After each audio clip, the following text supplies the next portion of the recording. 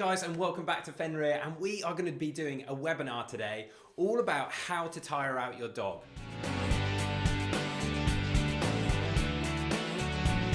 Tiring out your dog is really important, and it's going to help you out because it will stop them being destructive in the house. It stops their bored behavior and makes them really tired to be in the house, and a very good dog for you.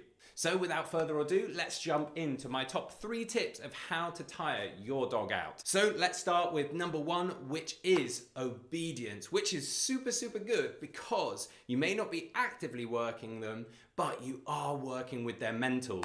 So you can do loads of different things. You can do sits, downs, place, roll over, and learning new tricks for them is going to be really good as well, as it's going to push them really hard with their mental stimulation, and that is a great thing to do. It's going to tire them out, and then they can have a long rest and you can kind of get on with whatever you need to do and stop that behavior that you might be struggling with. And moving on to number 2, which is changing up the way they eat. I know it sounds strange, but bear with me, as this is all about our Fenrir foraging mat, a great way to feed your dog.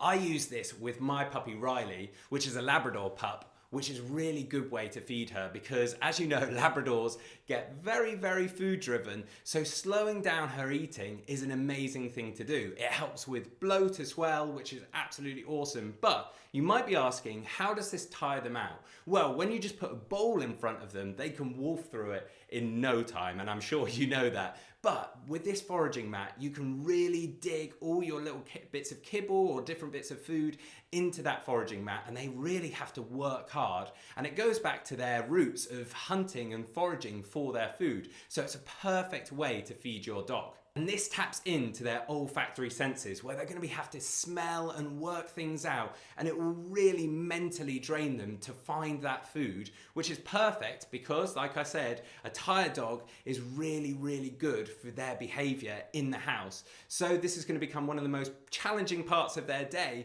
is having their food, but it's a great thing to make your dog work for food. It makes it a challenge for them. It makes it mean that they're not going to be thinking that it's an easy task for them, so it's a really positive thing to be doing, just stepping up, working for their food.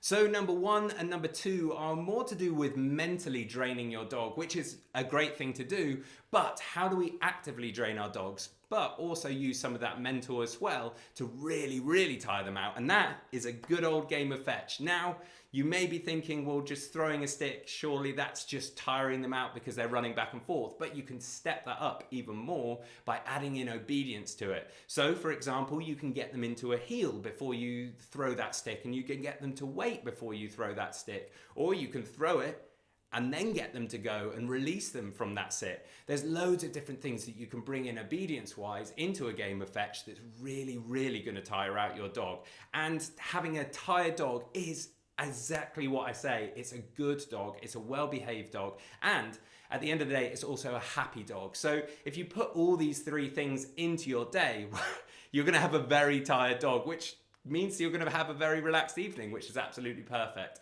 Tiring out your dog is one of the best things you can do because it makes them a happy dog. So give these 3 things a go and you will have a tired and happy dog.